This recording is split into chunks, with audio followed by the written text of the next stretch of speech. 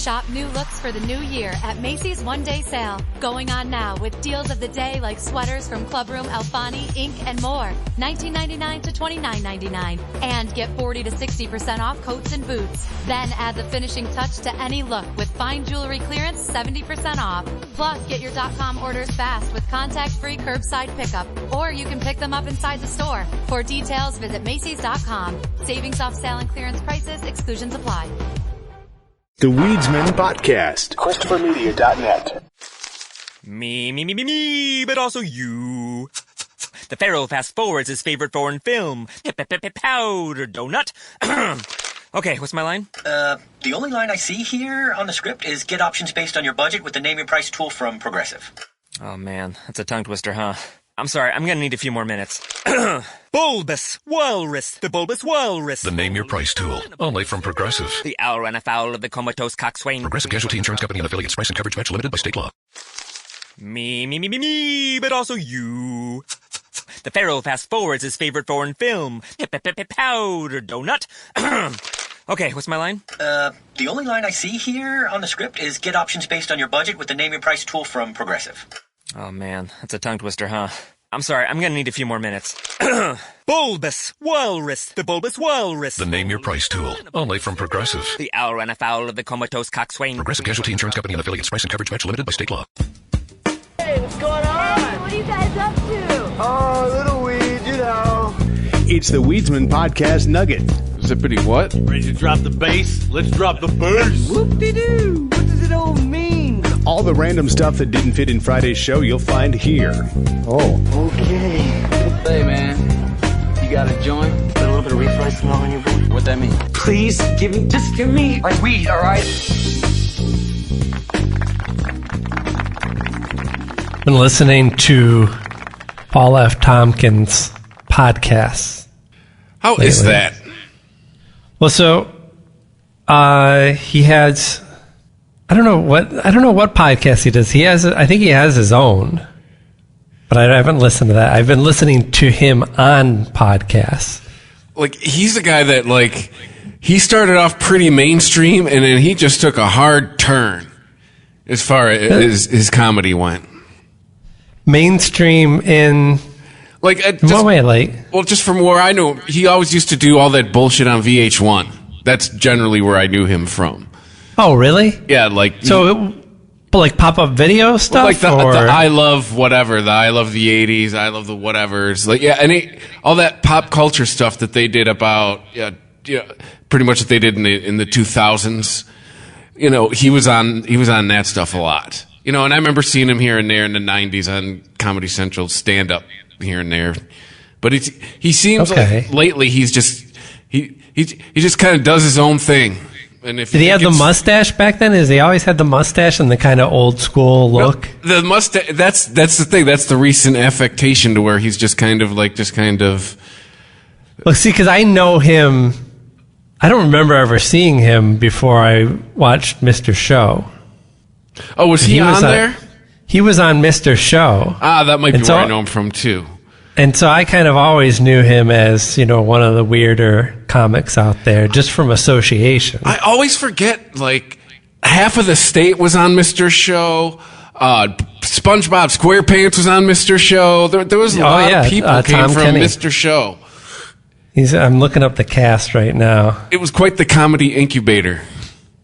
Which another, like, Upright Citizens Brigade ended up being one of those too. It was on for like a season when it was really just the TV version of the comedy troupe. But that it was a lot of people who they were already doing either stand-up comedy or like maybe voiceover work, like Tom Kenny certainly was.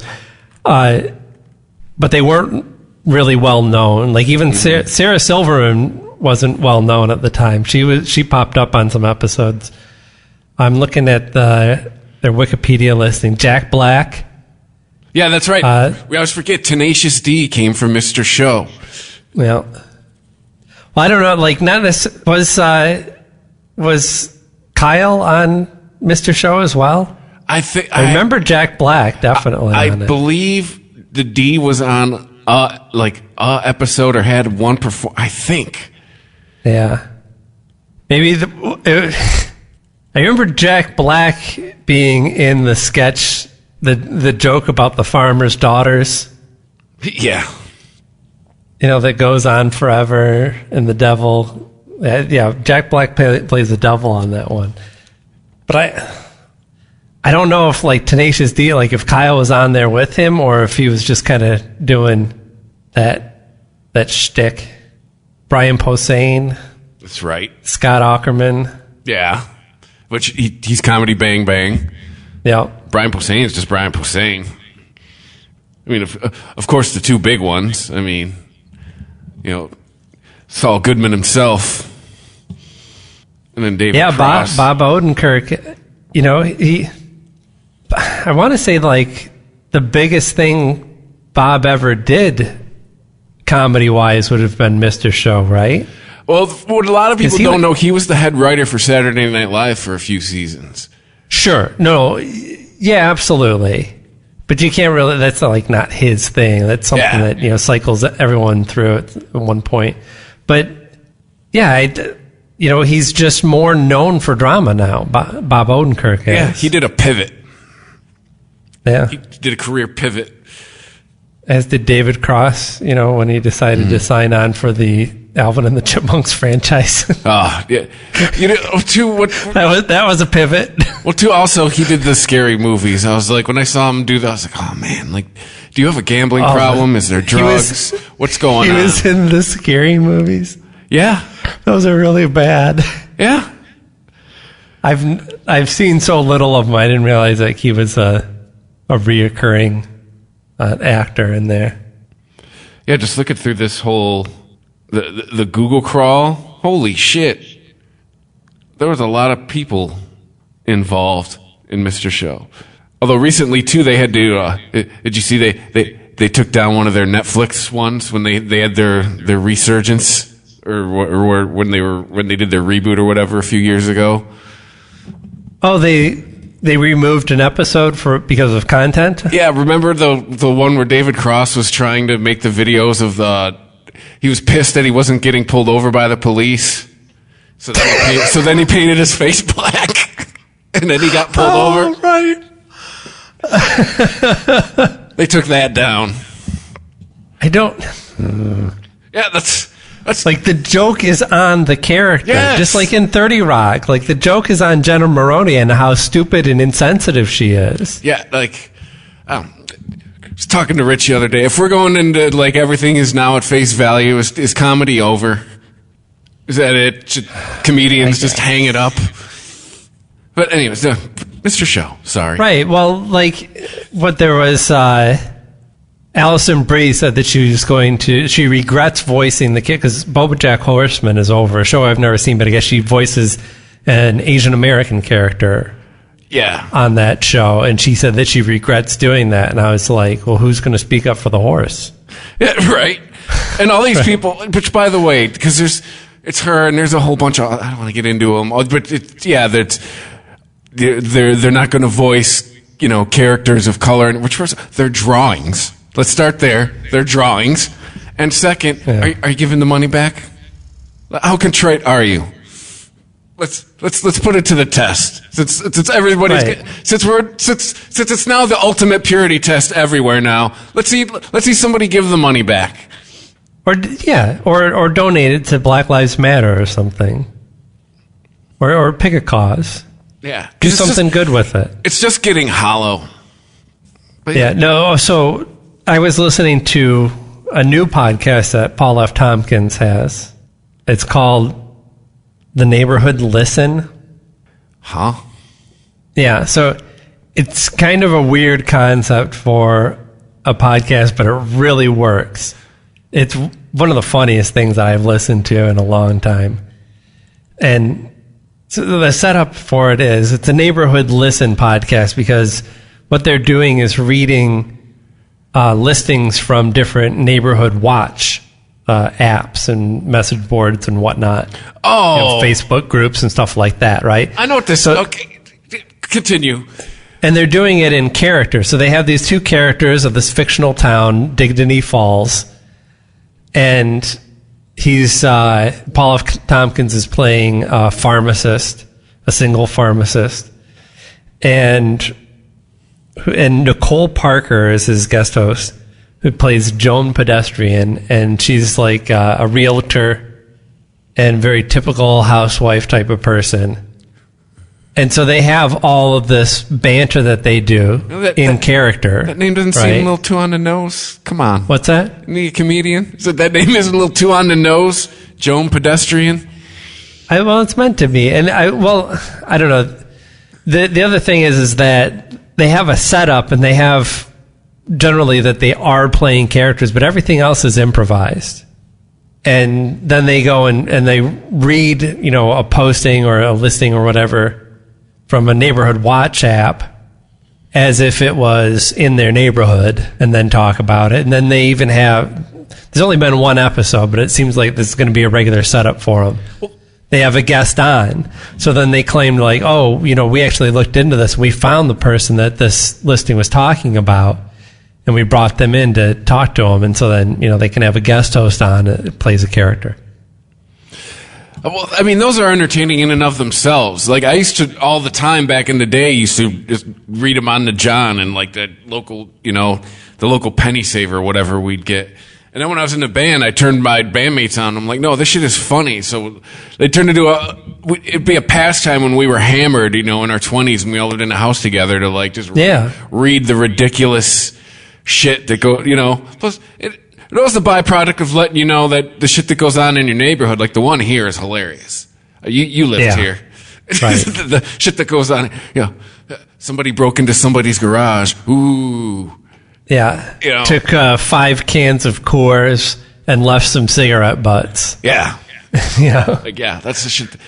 That's shit. I was like, all right, we're in a good neighborhood. But no, I said Mount Clemens. There's a lot of crazy shit. I mean, like people running down the street naked, screaming shit, that kind of stuff would show up in there. Yeah. So, I mean, those things are inherently entertaining. So they're making a podcast about these. Right, and it's not like some great concept. It's just they found a way to package it in a way that nobody's thought of before, and works really well. And it helps that they're both Paul and his co-host are incredibly funny and great at improv. But the neighbor, I get. He's just got this. He's got like this old timey image, right? Like that's what he's trying to push. Yeah, well, he's playing. His character is a small town pharmacist, right? Everybody knows him. He's been single his whole life, because he just hasn't, quote, found the right person. He's playing a closeted gay small town man, basically. This old timey thing has been his shtick for like the last decade. Like with the mustache and his clothes and he nailed down early on in his career, I think, something that John Hodgman has had various degrees of success with over his career. Like pretending you're someone from 100 years ago? Right. Wearing tweed and talking about sodas that aren't manufactured anymore. Yeah. And like dancing to Charleston. Smoking a pipe. Yeah, just having a mustache and not being in porn or a cop. I mean, is that like trying to be like the ultimate hipster? I'm so hipster. I'm doing all the shit from before all the shit existed. I don't know how you qualify, because hipster is a constantly shifting thing, right? Well, yeah, that's what you're supposed to. You're supposed to be in the know. You're right, like Paul F. Tompkins might have been labeled as a hipster when he decided to just, have a mustache one day. But I think he's outlasted that label, because as hipster has shifted with the times, his look has remained fairly constant. Yeah, but he's just one of the dudes. He picked the time and he stuck with it. Yeah. Just wasn't his own. His job's still comedian, and he's not Paul F. Tompkins, the grocery clerk, so I guess it's working for him. It's good for him. I'm a fan. It's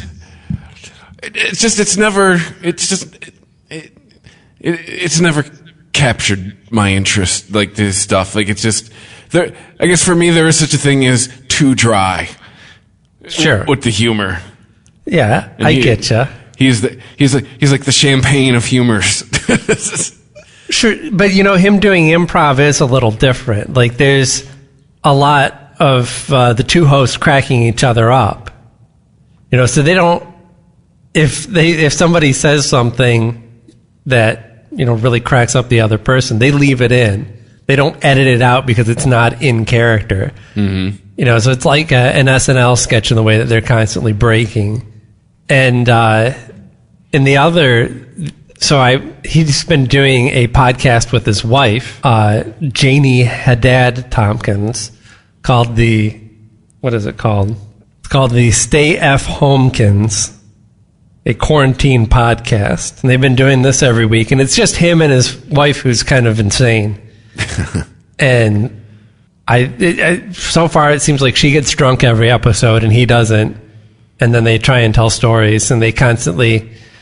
kind of like our podcast, get off track and try and loop back around to why did we get on this story in the first place? The good old long form listen. It's a good old fashioned podcast ramble is what it is. A lot of those going on these days. Which I'm still kind of surprised that the podcast numbers, that many people were just listening in their cars. That it's. They're not filling up the other hours in their day while they're around the house listening to podcasts. Radio's going through it too. Same thing. I know. It's crazy. I never thought of it as something that you listen to because that was the only thing you could do while you're driving. I thought it was something that, listening to the radio and listening to podcasts was essential. And I was trying to fit as much of it into a day as I could while doing other things. You are what everybody, trust me, you and I are what everybody hopes or what the people in the industry hope people become. But we are the exception, not the rule. Like, yeah, it's, But we think about that with music too, right? Like a lot of people, music is just something that you either listen to while you're in a car or if somebody comes over. Yeah, we're audiophiles. Yeah. So yeah, I don't know. Still mystifies me. I'm like, what do you do with the rest of your day? Just fucking sit around and think about shit? What, are you trapped with your own thoughts? TV. Oh yeah. That's the video streaming numbers are for the last quarter. Right. Like Netflix is just minting their own money at this point. I watch plenty of TV, but I don't think that my TV watching has gone up that much since I've been home. Well, no, my wife's, I'll use her, just the anecdotal example, like where I spend half my day in podcasts, she's watching the TV the whole time. Like it's, yeah. And she's probably more like most people. Paul F. Tompkins has 200 plus appearances on Comedy Bang Bang. Oh, wow. Something that I have never listened to much. Is it just a podcast? I never listened to it. It's a TV show, which I think has ended and now is just a podcast. But okay. That is another thing where it's just too out there for me. That's where, what's his name came from? Reggie Watts. Right. And, not a fan. What's, Andre, what's his name? Eric Andre. Eric Andre. Yes. Thank you. Oh, not a big fan, huh? Was he a part of that too? I think so. I know, It's Scott Aukerman. It was Reggie Watts, and I know Reggie Watts left. I'm not sure who they replaced Reggie Watts with. I know shortly after Reggie Watts left, they wrapped it up anyway. Yeah, it's just. But then there's something like Tim and Eric, where I'd watch Tim and Eric and I got it and I loved it. So I don't know, like it's. Tim and Eric was hit or miss with me. See, I'll take Tim and Eric over Comedy Bang Bang any day, or over Children's Hospital any day. But that shit admittedly, a lot of that shit was just weird. They knew they were making TV for stoners. Oh, for sure. I don't know. Like, it just, too much of it made me feel too uneasy. Like, there is a lot of it. I think they engendered a lot of laughs out of, I feel uncomfortable. I think that's what I liked about it. Yeah. Whereas like stuff I saw on Comedy Bang Bang, like to me it was like stuff that was out there just for the sake of being out there, and I was like, I gotta laugh. It seemed about as funny as a Skittles commercial to me. Yeah, like that's a good example. That's a really good comparison. Similar humor type. Yeah. where you're like, wow, I bet people 5 years younger than me think this is hilarious. Well, now it's probably like 10 or 15. Gee, Tim and Eric was on for 10 years? I clicked on With Bob and David, and it gave me a banner of things people also search for, and Tim and Eric comes up. Yeah, well, they kept renaming their show. They would redo it as like, they would retitle it and give it a new kind of theme. And Jesus Christ, they got 10 years out of that? Good for them. What did they also showed up in a bunch of movies and stuff? Scott Aukerman is co-founder of Earwolf. Yes. Yeah, he's doing all right. The Weedsman Podcast. ChristopherMedia.net. Shop new looks for the new year at Macy's one-day sale. Going on now with deals of the day like sweaters from Clubroom, Alfani, Inc., and more. $19.99 to $29.99. And get 40 to 60% off coats and boots. Then add the finishing touch to any look with fine jewelry clearance 70% off. Plus, get your .com orders fast with contact-free curbside pickup. Or you can pick them up inside the store. For details, visit Macy's.com. Savings off sale and clearance prices. Exclusions apply. Reinvent yourself at UCLA Extension. Explore continuing education programs to enhance and expand your skill set. Gain real-world skills taught by industry experts that you can apply immediately.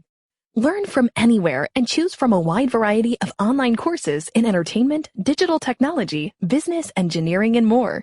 Winter quarter begins January 4th. Learn more at uclaextension.edu. ChristopherMedia.net. The Weedsman Podcast. What have you been watching? Anything interesting? This week, no. This week, no, nothing interesting. Just rewatching stuff again. I checked out, I didn't finish the whole episode, but I checked out episode 1 of Perry Mason. I guess you could call it a reboot, or it's actually a prequel story because it takes place before, when he was a private detective before he was a lawyer. I figured that's going to be on in my house at some point. It's a procedural. it's all my wife watches. Right, but cop shows, court shows, and true crime. Sure, yeah. It's an HBO procedural, so it's it's got to be edgy. It's HBO? Oh yeah. I didn't know HBO. Oh, it's HBO slumming. They're rebooting things. Well, it starts off like within the first half hour of episode 1, you get to see a dead baby and Oliver Hardy's dick. Cool. So yeah. HBO's got a problem, man. And they created it for themselves, but there's like certain things that people expect from their shows now to be like shocking on a certain level of like, oh, I can't believe this is why we pay $15 a month, because they can get away with this stuff. Like what, prosthetic dicks? Right. Like I'm not against nudity of any kind in a movie if story calls for it. But like I don't know that. I'm not sure that your story it's essential for it to be hinged on a dead baby either. I don't know. So, thumbs down? No. That's not necessarily thumbs down. It has promise. It stars Matthew Rhys, who's one of the stars of The Americans, the show I was a big fan of. And I'm a big fan of Matthews because he has this, I mean, he's going to be playing pretty much a one-note noirish type character in this show. We kind of understand his character as soon as we see him, really. Dressed like an old-fashioned dick with a mustard stain on his tie. But I know that from his work in The Americans, he is able to play just about anything and do it amazingly convincingly well. They had great makeup team on that show as well, which was definitely part of the fun of it. Seeing all the different personas that they would have and how they'd be able to completely transform into a different person. I'm sure I'll at least see an episode or two at this point. Did Billions skip a week? We kind of lost interest. No, yeah. Dude, this season got really weird. Really? The last episode was, so Wild Bill gets a line on some kind of pharmaceutical. I think he's the one who starts getting the whole office into it, but it was the really sketchy guy, the dark-haired guy who was always working behind the scenes, finding angles. And so they come across some, wonder drug that's going to hit the market soon. And it's really supposed to give you this ultimate clarity and focus. And it starts going around the whole office. And even Axe gets in on it. And he's like, this shit, he's got all his computer screens open. Wasn't this Limitless? And yes, they're doing a Limitless thing, right? And it gets over into Taylor's side, and they come back from whatever they were doing the whole day, and their people are freaking out on this drug too. And she looks at their work and checks it and was like, you guys, this is nonsense. I'm sorry. I constantly keep going back and forth between they and she.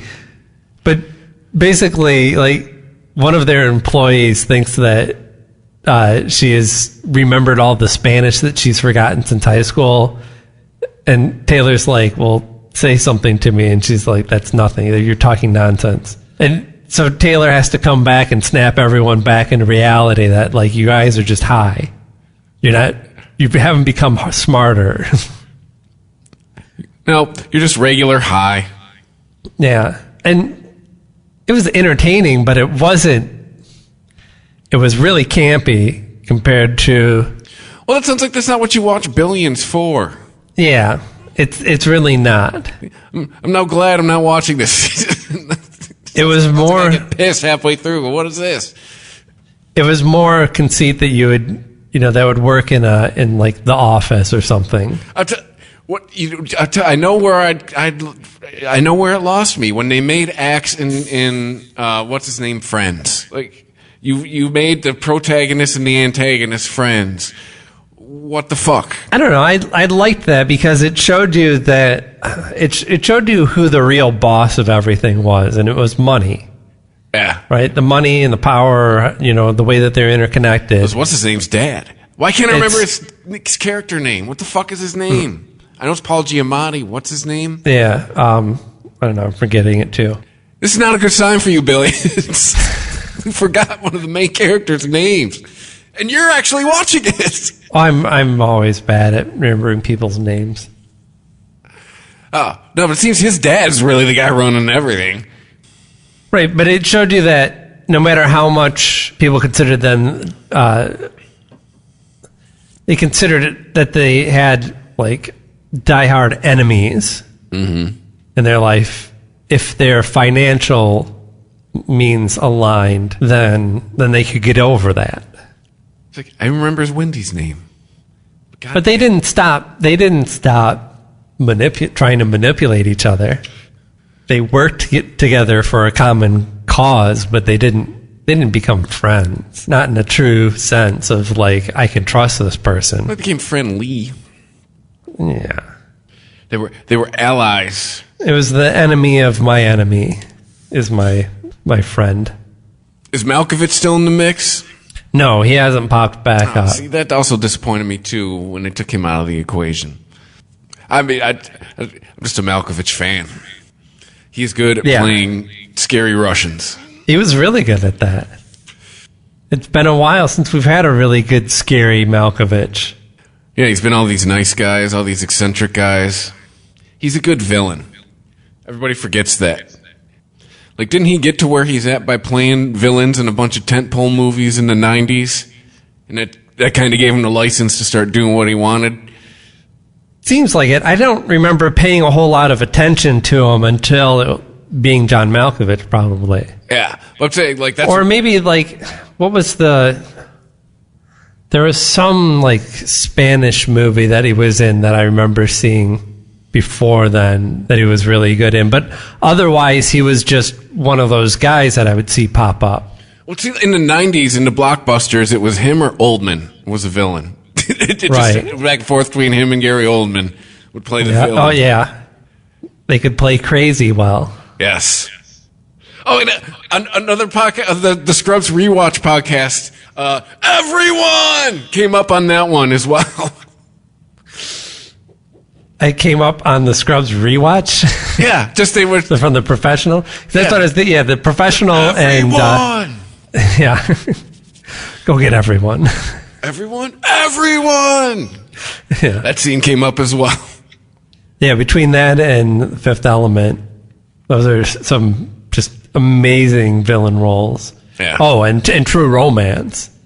I mean, movies that I've seen multiple times. He plays Drexel, although it's even more controversial now today, right? Oh, yeah, that's... Even though I think that was the character he was supposed to be playing. I think Drexel was supposed to be white and just acted like he was black. I've been watching a lot of stuff this week where I'm like, well, that's got to go. That's going to have to go. That's done. See, like it... Yep, somebody's going to call up Oldman and say, sorry, it's not white boy day. Yeah, right. Just so many things now. If we're going to get out this crazy jeweler's loop, it's over. Comedy's canceled, everybody. We're heading that way. Yeah. Well, look, don't forget to ask yourself to whom. I mean, I know some of these things are affecting the wider audiences, but this will spin out of control and Disney will quietly bring back, I don't know, crows, animated crows in their, probably not. In their cartoons or something. Some of it needs to go away, some of it should go away, and some of it just needs to keep a low profile until the rest of the world realizes that Twitter is not a large percentage of the population. Wait, Jazz has to be canceled, right? The Transformer Jazz? Oh, I thought you just meant music, like no. jazz music in general. No, that's not how this works. Yeah. No, just Kenny G. Just really bad white guy jazz. No, you have to start with the twins in the first Transformers movie before you get to jazz. Let's just cancel that whole franchise anyway. Yeah. Right. It's a good excuse to get rid of it. Well, the thing about the Transformers with the different accents and playing as different, even like Jar Jar kind of reading as Jamaican, right? This is kind of an offshoot from a long-standing tradition of science fiction and fantasy looking to be more inclusive. This comes from, and I'm not saying these are all necessarily successful attempts, but this is like in the tradition of Star Trek. If we're going to look at the future or alternate worlds, let's look at how we would ideally envision those. Star Trek was supposed to give us a version of utopia. So what does that mean? Everybody comes together. Everybody's equal. And so I think there's in including, I don't know, I'm struggling to find solid examples of this, but I feel like this is a common thing in cartoons where they would include different accents of characters that were not necessarily being so that they could play off of Jamaican people or Irish people or Germans or whoever. Oh, that reminds me. The Lucky Charms guy is next. I had that thought today. Right. He's going to be on the list. With the idea that they are doing something good, that they're trying to be more inclusive. I don't know.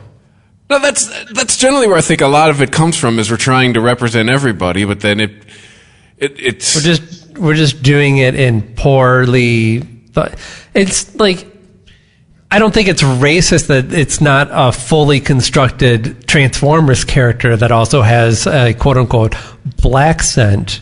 I think it's just the same lazy writing that applies to all the characters, all Transformers. Oh wait, right? They are thin, two-dimensional characters. What was the movie? Was it the Solo movie with the black droid? Right, yeah. That's got to go. Hippie quote, and also sassy droid, Yeah. right? So I think that the intent in that is like, well, why wouldn't we have a bigger variety of, personalities and representation in droids? Unfortunately, I think they chose to go with stereotypes that kind of, I don't know, I think the humor for me either fell flat or was like kind of uncomfortable. Like they're honestly trying to play this like it's a black woman trapped in a robot. I don't even know what that means. And why? I don't know. And we got to do everybody right. So the Eddie Murphy sketch has got to go as well. Go ahead, just take it. That's got to go. No, punching up is still okay. Oh, really? Yes, no, that's the rule. That's the general rule.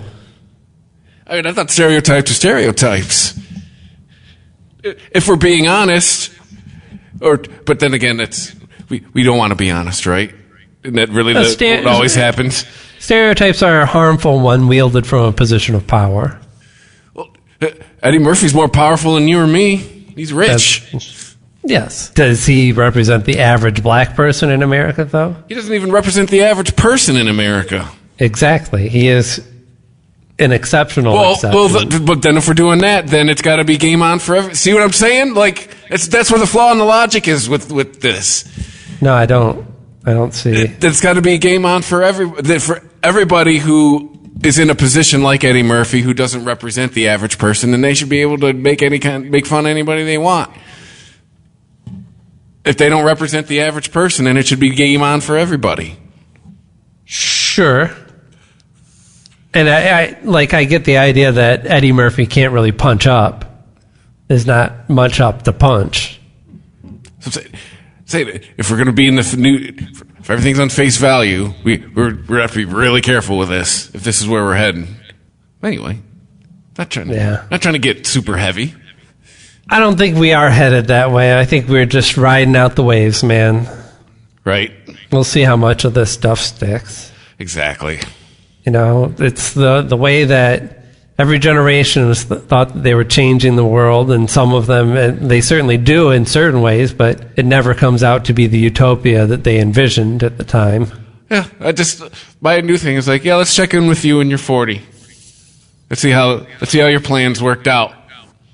All plans have to face reality at some point. Gen X had these great plans, and then in 2009 hit, and let's just try to tread water. Fuck making change.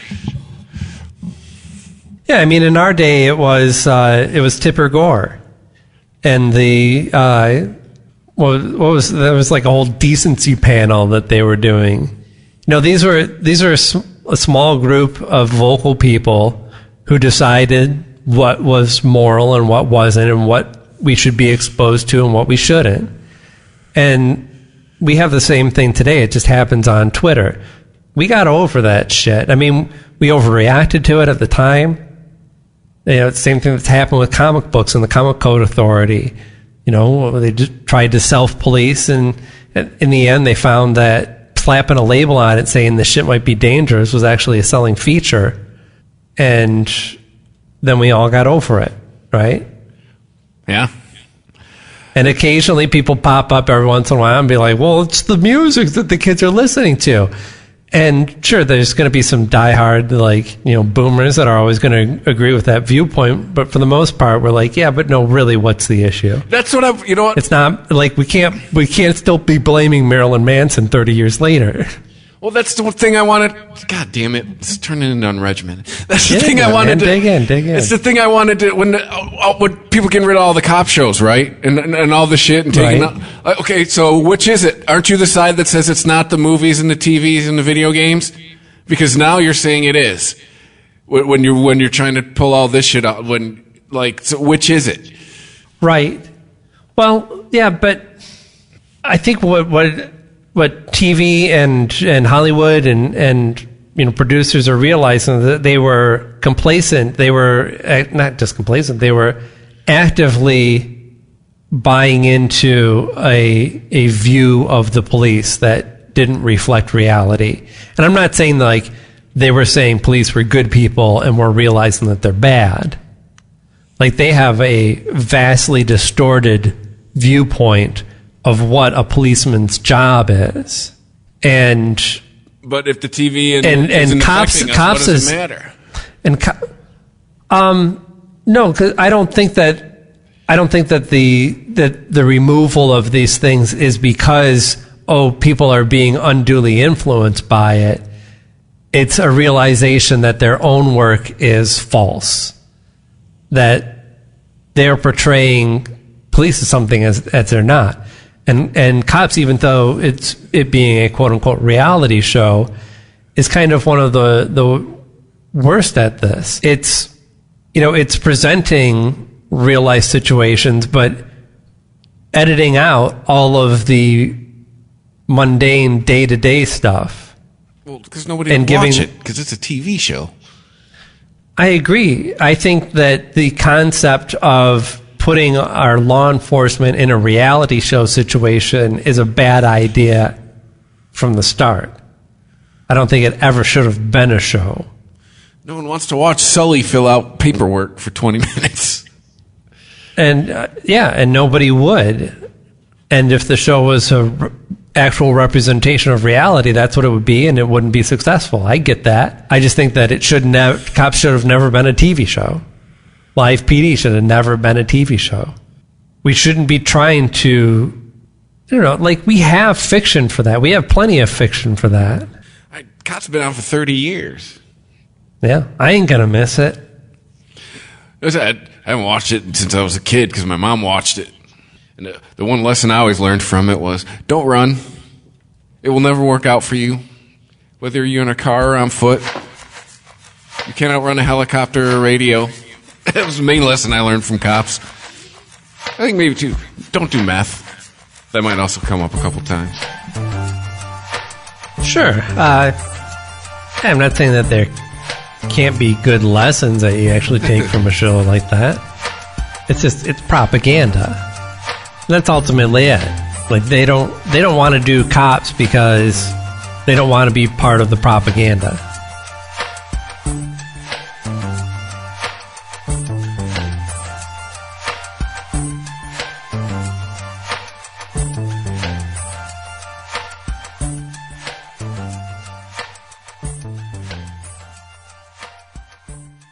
The Rocket Mortgage Super Bowl Squares Sweepstakes is back. It's the largest official game of Super Bowl Squares ever, with millions of dollars in prizes, and best of all, it's free to enter.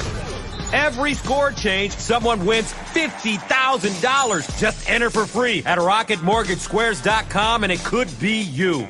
Touchdowns, field goals, safeties, extra points. Every single score change will draw one lucky winner from the square to win $50,000. Plus, 2 grand prize winners will win $500,000 they could use toward their dream home. One way to enter, 2 ways to win. See rules and enter for free at RocketMortgageSquares.com. Then tune into the Super Bowl on February 7th to see if you bring home some dough. Rocket Mortgage, official mortgage sponsor of Super Bowl 55. No purchase necessary. Legal residents of the 50 U.S. and D.C. of age of majority. Ends 2/4/2021, 11:59 p.m. Eastern. Equal housing lender licensed in all 50 states. NMLS number 3030. The NFL entities as defined in the official rules have not offered or sponsored this promotion in any way. Reinvent yourself at UCLA Extension. Explore continuing education programs to enhance and expand your skill set. Gain real-world skills taught by industry experts that you can apply immediately. Learn from anywhere and choose from a wide variety of online courses in entertainment, digital technology, business, engineering, and more. Winter quarter begins January 4th. Learn more at uclaextension.edu. The Weedsman Podcast. ChristopherMedia.net.